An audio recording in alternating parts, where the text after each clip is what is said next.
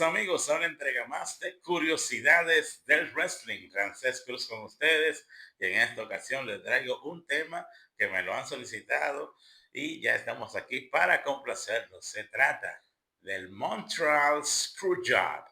Ese es un evento que sucedió en el 1997 dentro de Survivor Series de ese año.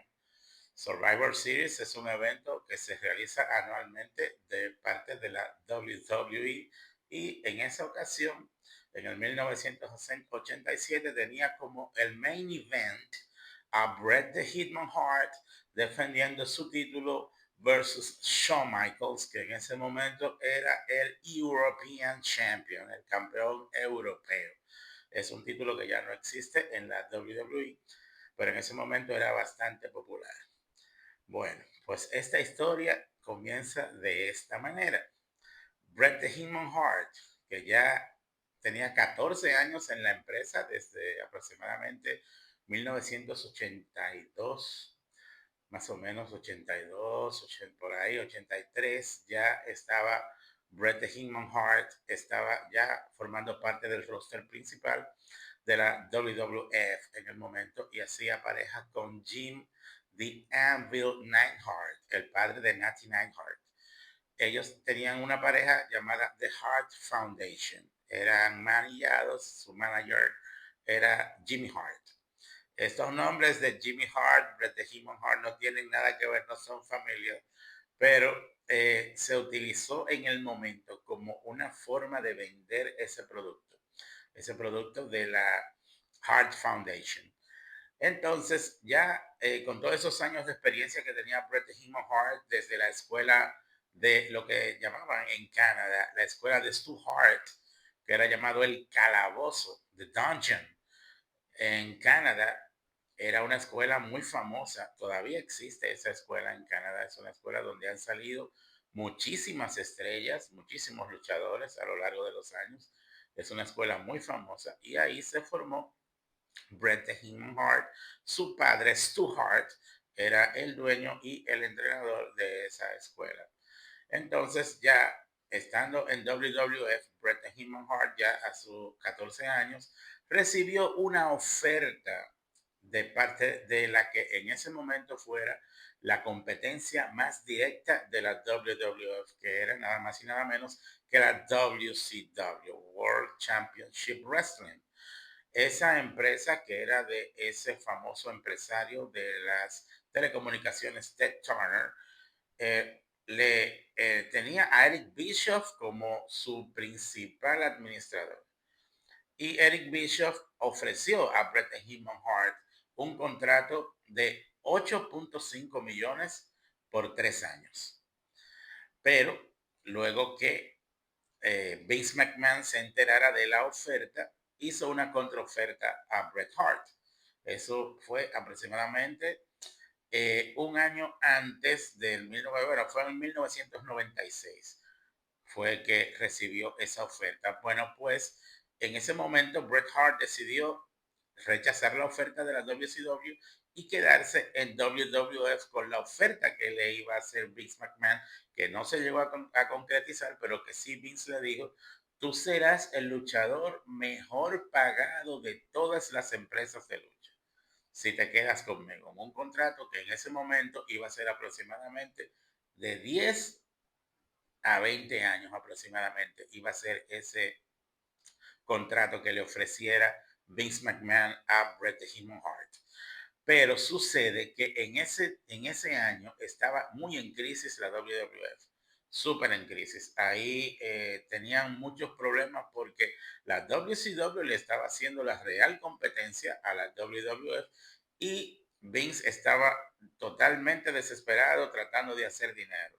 Mientras que del otro lado, en la WCW, llovía el dinero, porque venía de parte de Ted Turner. Ted Turner, el dueño de los Atlanta Braves, de CNN y todas esas compañías grandes de telecomunicaciones y equipos de béisbol, el dueño Ted Turner.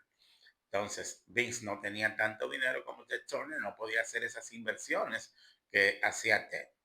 Pues sucedió que comenzaron a tener problemas porque nunca se concretizaba el contrato y el mismo Vince le dice a Brett, no, pero mira, vuelve otra vez, trata de negociar otra vez con la WCW, porque ahora mismo yo no puedo pagarte eso, estamos muy mal financieramente y ellos realmente te están ofreciendo muy buen contrato. Yo pensaba ofrecerte mucho más, pero ahora mismo yo no tengo dinero, no te lo puedo ofrecer.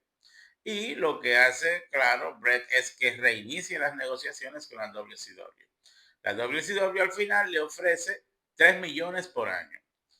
No especificaron el tiempo de años, pero me parece que eran algunos 5 años el contrato de Bret Hart con la WCW.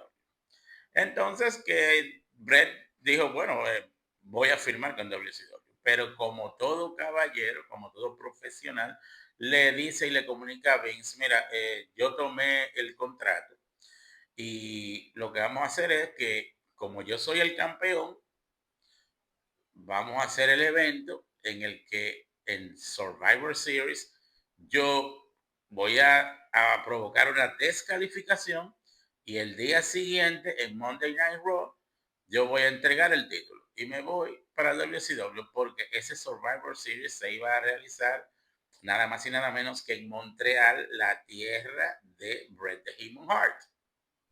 Pero ¿qué sucede? Vince McMahon ya tenía una muy mala experiencia con los cambios de empresa en sus luchadores. Sucedió cuando se fue Razor Ramón, se fue Kevin Nash, se fue Macho Man, se fue Hulk Hogan, se fue Lex Luger, se fueron muchísimos luchadores. Y un caso que saltó mucho en las redes fue el caso de Alundra Blaze, la campeona femenina de la WWF, firmó contrato con la WCW y se fue para la WCW llevándose el campeonato femenino de la WWF y echándolo en televisión por el zafacón, delante de todo el público, de todo el que vio eso, entendió y se sintió como un insulto a Vince McMahon y la WWF. Vince, ya con esa mala experiencia, tenía un miedo enorme a que volviera a suceder esas cosas y prefirió, sin decírselo a Bret Hart, que el cambio del título iba a suceder en Montreal en el evento Survivor Series. Pero ¿qué sucede? Se reunió Vince McMahon con Shawn Michaels y con Pat Patterson, que en ese momento Pat Patterson era uno de los productores principales y de los que firmaba luchadores en la WWF. Decidió entonces decir, no, vamos a hacer la lucha normal, pero al final te doy una señal y el árbitro va a mandar a sonar la campana. Lo que sucedió tal cual, la lucha en Survivor Series de 1997, en noviembre de 1997, cuando se hizo esa lucha, señores, a la arena en Montreal a capacidad totalmente llena y muchísimas ventas de los pay-per-views. No es como ahora, que ahora lo vemos todo en línea. Antes había que pagar por ver en pay-per-view. Y estaba vendido el evento y sucedió lo que nadie pensó dentro de Montreal. Y es que en un descuido, Shawn Michaels pone a Bret Hart en el sharpshooter, que es la movida final de Bret Hart, y inmediatamente se la pone el árbitro en ese momento, Earl Hebner, manda a sonar la campana por órdenes de Vince McMahon y se termina la lucha, quedando Shawn Michaels como campeón para la sorpresa de todo el público presente, de Bret Hart y de todos los que estaban en los alrededores que no entendían cómo fue que Bret Hart perdía el título en Montreal, en su tierra, que lo vio nacer. Eso hizo que inmediatamente para la televisión todos quedaran confundidos, los televidentes. El show terminó 4 minutos adelantado, se fue toda la cámara, pero dentro de la arena continuó el problema porque Bret no se retiró del ring, sino que entre Bret the Hitman Hart, Jim the Anvil Neidhart, también Davey Boy Smith y unos cuantos familiares más de Bret Hart destruyeron completamente todos los equipos que estaban ahí, destruyeron monitores, mesas, sillas, cámaras, todo lo que estuvo por ahí fue destruido por ellos porque se sintieron traicionados, se sintieron humillados por Vince McMahon. Eso trajo miles de consecuencias porque al otro día muchos luchadores que apoyaban a Bret the Hitman Hart no se presentaron en el Monday Night Raw como protesta. Otros luchadores se fueron a Montreal como protesta y no regresaron a la WWF violando los contratos. Esto produjo una serie de demandas, una serie de suspensiones, faltas de pago, muchísimos problemas que ustedes no se imaginan, además de las consecuencias que hubo en la arena, porque la arena sufrió daños físicos, ya que los fanáticos se volvieron locos apoyando a su campeón Bret Hart y comenzaron a crear lo que son los desórdenes de vandalismo. Se creó todo ese problema ahí, todo a consecuencia de una orden que cambió totalmente la lucha libre desde ese momento hasta ahora. Muchas personas dicen que Vince McMahon lo hizo muy mal porque debió reunirse con Bret y decirle, no, mira, yo quiero que hagamos esto, yo quiero que hagamos lo otro. Que de hecho sí se reunieron, pero al final lo que acordaron Bret, Sean y Vince no fue lo que sucedió al final, sino que Vince, basándose en el temor que les expliqué, que no le fuera a volver a suceder, que le humillaran el título y la empresa en otra empresa, decidió quedarse con su título y coronar un nuevo campeón para que Bret se pudiera ir sin ningún título hacia la otra empresa. Él no confió en que Bret Hart al otro día iba a entregar el título en Monday Night Raw. No confió en eso y actuó como yo entiendo que debió haber actuado, porque en mi caso, si yo hubiera sido Vince, hubiera hecho lo mismo también, porque lo primero es cuidar la empresa. La empresa es la que es la protagonista en estos casos y los luchadores son los talentos que hacen que la empresa funcione, pero las órdenes deben acatarse. Y en este caso, Bret no quería acatar la orden de perder en Montreal, sino entregar el título al día siguiente en Raw, lo que mismo Mao no estuvo de acuerdo. Y sucedió lo que sucedió, que luego se conoció como el Montreal Screwjob. Esto trajo muchísimas consecuencias en los meses siguientes. Bret se fue a la WCW, como se esperaba, pero en WCW no recibió un trato como se supone que él lo tenía. El calibre de luchador que es Bret the Hitman Hart no aparecía en WCW de esa manera, sino que lo convirtieron en un villano antiamericano y prácticamente un rudo que no gustó. Realmente no hacía, no le hacía justicia al personaje de Bret the Hitman Hart la forma en que en WCW lo manejaron. Allá en WCW también él estuvo con otros luchadores también que también son canadienses de Montreal. Sin embargo, en WWF comenzó el reinado de la Attitude Era.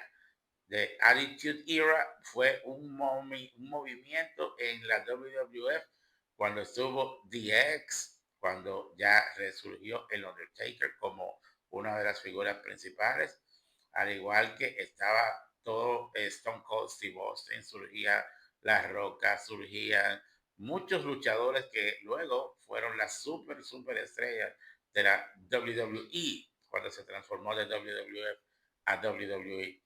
Fue una historia increíble esta, la del Montreal Screwjob, que este año 2025 cumplió 30 años, no, sí, cumplió aproximadamente 29 años, se cumplieron de ese gran suceso del Montreal Screwjob. Eso hizo que incluso en el 2005 fue cuando Bret Hart decidió volver a la WWE y recibió el Hall of Fame. Fue exaltado al Salón de la Fama de la WWE y eso luego que se limaron asperezas y que se aclararon los asuntos. Luego hubo una lucha de venganza en WrestleMania donde Bret Hart se enfrentó a Vince McMahon por un asunto de orgullo y donde toda la familia Hart intervino y le dio su merecido a Vince McMahon. Esto cerró un ciclo en la historia de la lucha libre mundial, ya que por muchísimos años se habló mucho y se dijo mucho. Shawn Michaels, por su parte, en todo momento negó que él conociera acerca de que eso se iba a realizar. Lo mismo dijeron varios luchadores más, pero lo que sí estábamos claros es que Vince, Pat Patterson y yo creo que Shawn también estaban al tanto de esas cosas. El árbitro Herb Hebner, por supuesto, y aunque lo ha negado en otras ocasiones, Jim Ross, que fue el narrador de esa lucha, también lo sabía. Es mi parecer, no estoy diciendo de que haya sido así, pero es mi parecer según los análisis. Espero que les haya gustado esta historia acerca del Montreal Screwjob y le pido cortésmente que se suscriba, comente y haga clic en la campanita para que nuestro contenido le continúe llegando cada vez que esté disponible.